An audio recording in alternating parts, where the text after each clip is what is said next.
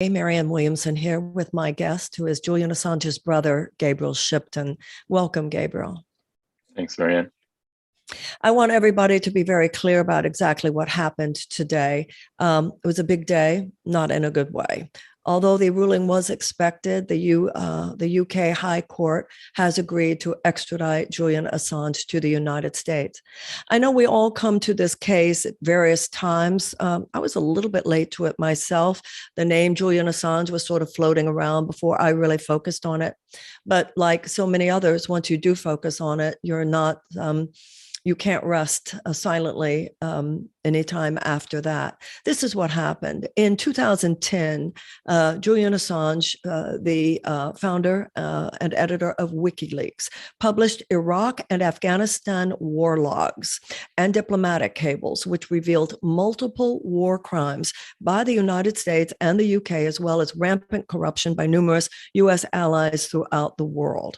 We're talking about murders. We're talking about torture. We're talking about civilian deaths that had previously been unreported. And I want to point out here that just recently, of course, we finally had the exit from Afghanistan. These reports by WikiLeaks were back in 2010. And if anything's clear, it's that if we had known, if we had acknowledged, if we had paid attention, if we had done something about what was happening in 2010, there's about 10 years of horror that need not to have occurred. What happened was that the Obama administration did not choose to prosecute Assange. There was a lot of talk about it at the time. He decided it would be too much of a transgression against freedom of the press in the United States, although some have a little more cynical view of that, given the fact that the New York Times had reported these things. But be that as it may, once Trump became president, Trump did say to the British, who had basically in partnership with the United States made sure that Assange was released, was taken actually by force from the Ecuadorian embassy, where he had been given refuge for years, put in Belmarsh prison, a very severe prison in the UK. Trump asked for the extradition, and Biden, we had hoped, would reverse that. We had hoped Biden would go back to Obama's position and just let it go. Instead, he remained with Mike Pompeo and Donald Trump's position, asking Britain for extradition so that he could be prosecuted and possibly put in prison for the rest of his life. And Britain today, having at one time said that they were not sure that they would do that because of the mental health issues involved in terms of Julian Assange's state, today they reversed that. And they have agreed today to extradite Julian Assange. That is why you're here. My facts were correct, were they not, Gabriel? Did I have that correct? Yes, that's all correct. And I want you to know, Gabriel, I told you this, and I want all of you to know. I know that I and many of you are among thousands and thousands of people who will not be quiet about this. This is an egregious transgression against freedom of the press. Daniel Ellsberg has who, of course, from the Pentagon Papers many, many years ago, he has said that Assange cannot get a fair trial for what he has done under these charges in the United States. We must galvanize quickly and massively. Crystal Ball and I will be making a major announcement very soon about ways that we can bring together in whatever possible so many important voices who are on this. Many people were texting this morning. Many people were tweeting. Certainly want you to know that, Gabriel. As I said to you already, people are on this, and we will respond loudly and massively and swiftly.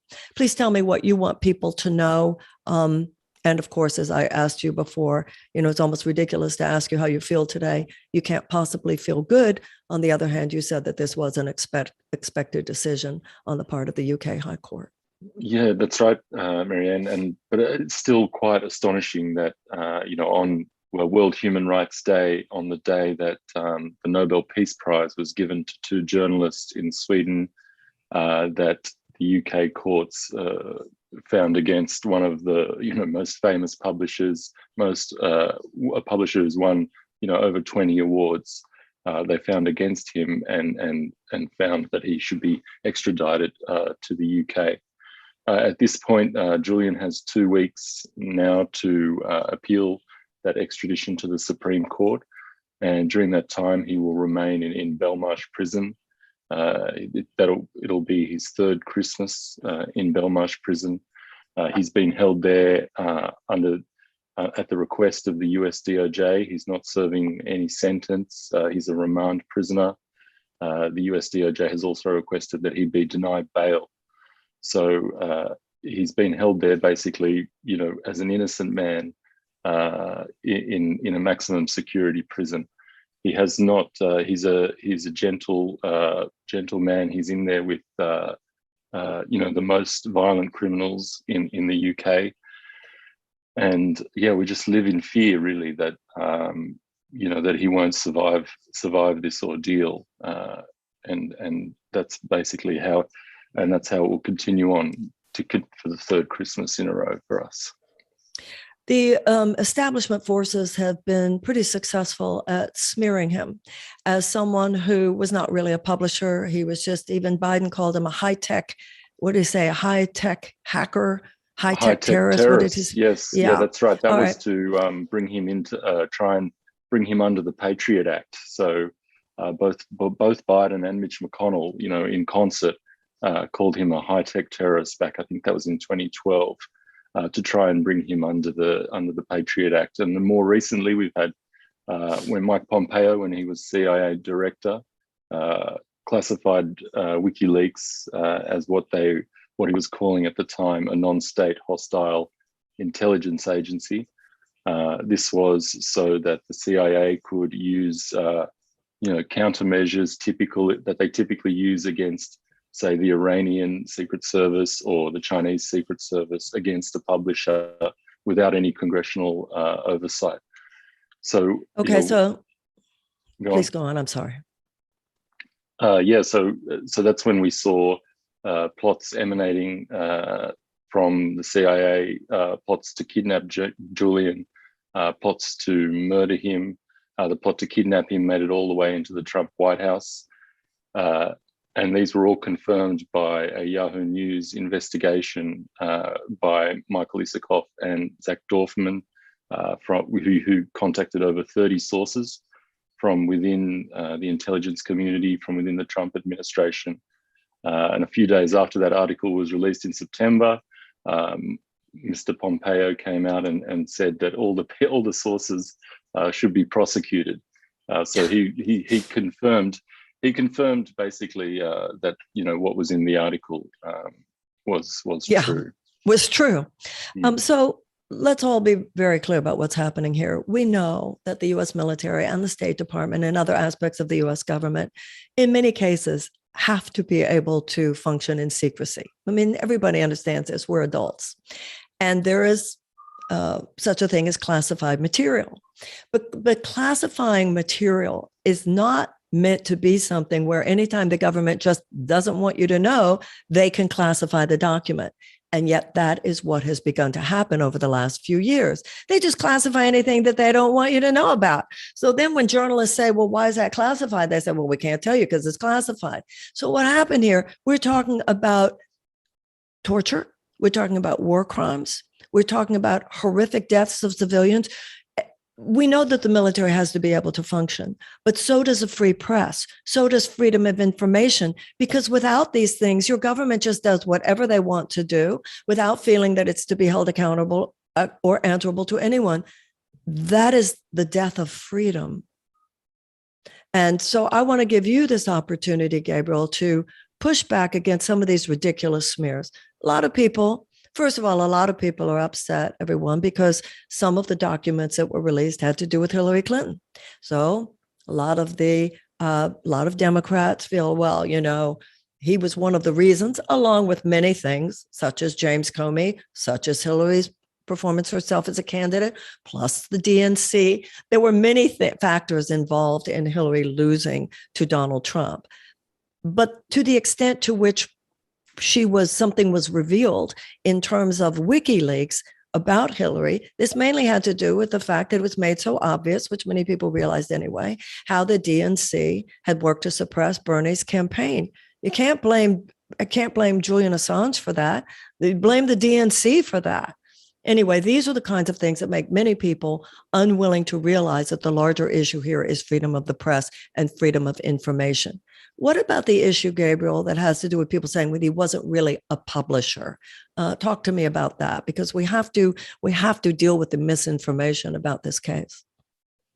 Well, I think there's this accusation that Julian is a hacker and not really a publisher, which has been told. That he assisted Chelsea Manning to hack into the SEPA net, where Chelsea, got all this material from that she gave to WikiLeaks.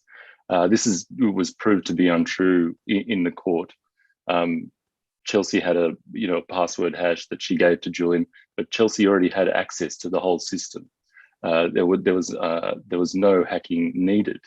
What Julian did was what investigative journalists do all the time. They try and protect their sources, protect their identity so they don't get caught. So it's just basic journalism that any investigative journalist would do. Bob Woodward is a great example of an investigative journalist who uses the exact same methods, has published classified material all his life, and he walks free today. So he doesn't just walk free. But the Bob Woodwards of the world do not just walk free. They are darlings of the elite now.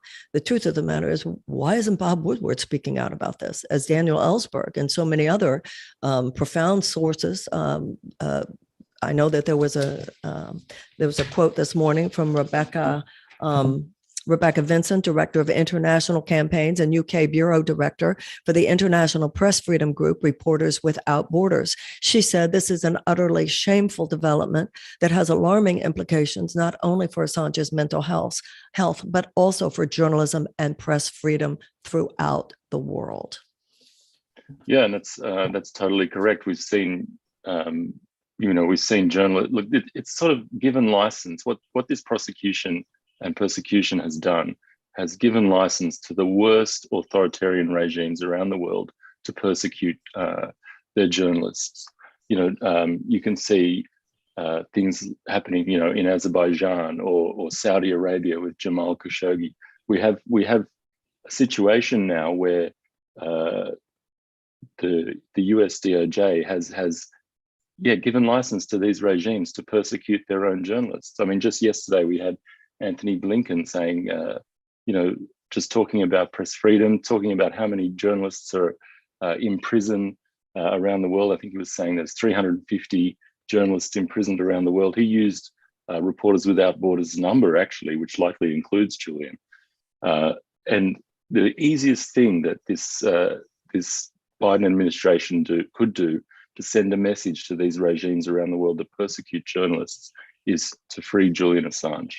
If they took that step, it would send a clear message to all the regimes around the world that are persecuting journalists, whether it's in Saudi Arabia, whether it's in China, whether it's in Russia, that the US is going to lead on this. They're going to be transparent. They're going to lead on press freedoms. And it would be the simplest way for them to do that would be to free Julian Assange.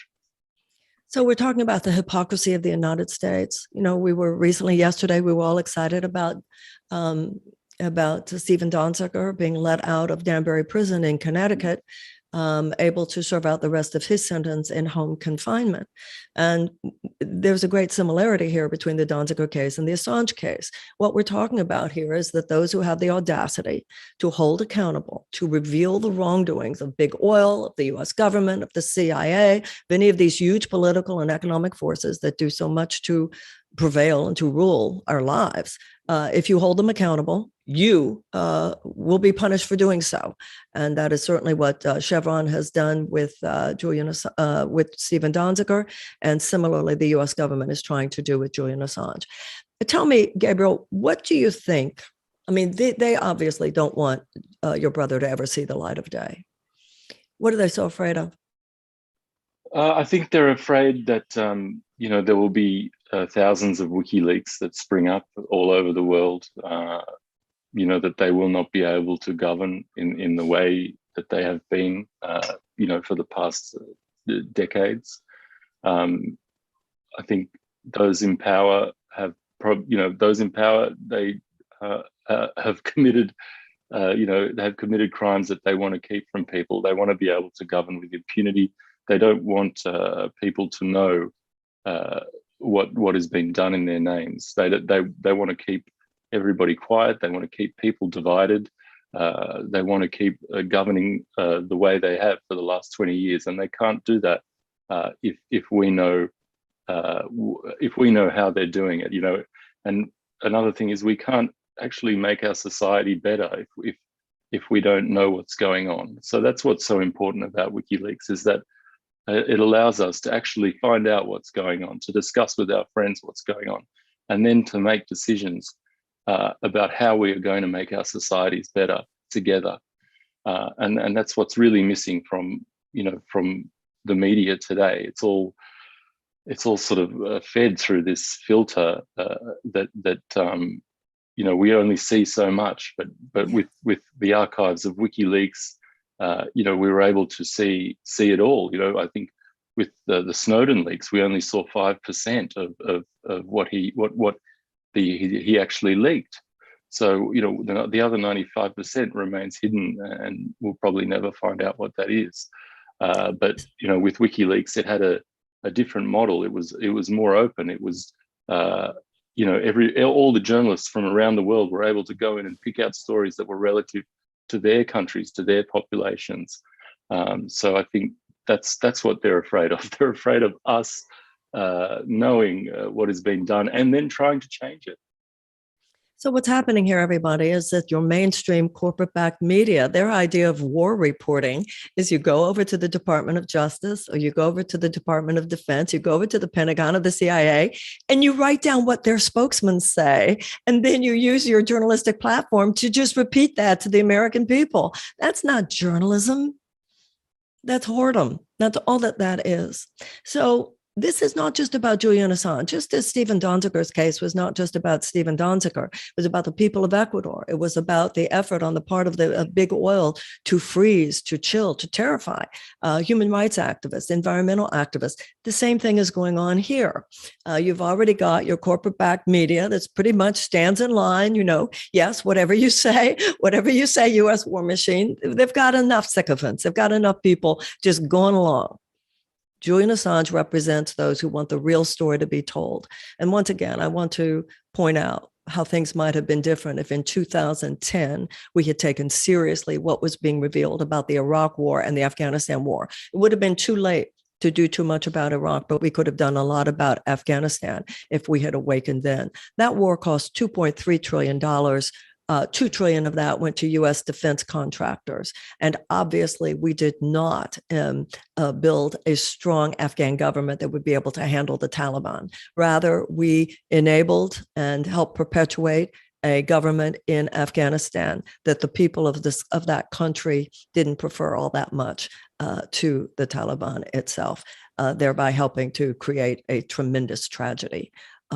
By the time that we left, so many Americans who died, so many people from other countries who died, and of course, so many Afghans who died.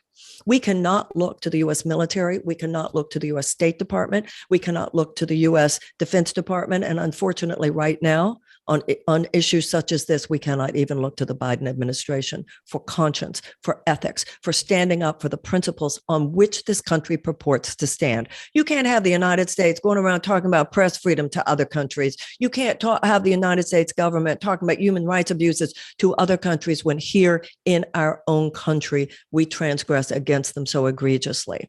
This is an example of a situation where as soon as Biden got in, he should have reversed what Trump had done and said. Instead, Blinken is no better than Pompeo on this issue. Biden is no better than Trump on this issue, and he must be pressured by us. Biden could let this go any day. So I urge you, as I said, Crystal Ball and I will be making an announcement. We want to do massive galvanizing around this, and we need to do it quickly. We need to do it swiftly, and we need to do it passionately. We all know that the activism around the Stephen Donziger case made a difference. We need to make a difference here. What you can do right now is call your congressperson. And by the way, let's be very clear about this. There's a lot of support on about this on the right as well as on the left. This is an American issue. This is not right versus left. This is right versus wrong. And we must have an American response. That's on so many of these issues that are the biggest thing. They're not right left issues. And that itself has created this kind of illusion to keep us separate and not realize what's really going on. You can call 202-224-3121, 202-224-3121. Call your congressperson, say that you want Julian Assange let go. You want to stand for press freedom and the information to know in the United States. And you want United States foreign policy, United States military, United States government in all its aspects to hold to the highest values of democracy, freedom, and ethics. What else you got for us, Gabriel? Anything else you want us to know? Well, I think what's interesting and what's going on now as well is there's more calls to close Guantanamo Bay. And that's actually part of the leaks that Julian's been prosecuted for at the moment, was the Guantanamo Bay detainee files that revealed the torture that was going on there. So there's Dick Durbin is now leading this group to have the last, I think it's just 40 prisoners left in Guantanamo. So all these leaks that Julian's been prosecuted for have actually had an effect and had a positive effect for American people. The wars have stopped. The Iraq War was ended due to a cable that's a cable that was revealed that showed that the status of forces agreement that the Iraqi government chose to not renew the status of forces agreement, which gave immunity to US troops in Iraq, and so Obama withdrew the US troops, so most of them anyway, from Iraq. So they've had this positive. These leaks have had this positive effect over the years that has to be recognised, and prosecuting somebody who's saving lives, or prosecuting somebody who's keeping the boys at home, you know what I mean? And Julian's being prosecuted for this, whereas the people who have committed war crimes, who have committed corruption, who have committed torture, they walk free. I think that's a really important point, that these leaks have bettered the world, and the world is a better place for them. And also that Chelsea Manning, who the actual leaker, had her sentence commuted. She served too long, but she's had her sentence commuted, and Julian is still in prison. So I think those are important points as well. And let's take this opportunity to remember Daniel Hale as well. Yes, the that's truth right. tellers should not be in prison. The criminals should be in prison. That was true with Chevron and Stephen Donziger, and it's true with certain elements within the U.S. military, the U.S. State Department, and the Pentagon, the CIA. The truth tellers, those who are the whistleblowers, those who reveal the truth, they are not our enemies. They are the greatest patriots of all. Gabriel, we'll be talking to you. We will continue. I hope that you feel how much energy there is all over the world in support of your efforts to free your brother. And I know I speak for many, many people here in the United States. We're not going to be quiet about this. We will do everything that we can. And I look forward to the day when he can go home to his partner and to his children, to you, to your father, to all of your family, and we can demonstrate what this country should be. Sometimes we don't get it right, but ultimately, often we do. And I hope that this will be an example of that. Yeah, thank you, Marianne. That's great. Thank you so much. Thank you. All my love to you. Thank you. Okay, everybody. Thank you so much. # free Assange. Make sure you stay on top of this. Remember, Crystal Ball and I will have an announcement to make soon. We have to be quick. We have to be loud. We have to be swift. We have to be passionate. Free Assange. Thanks so much for being with us.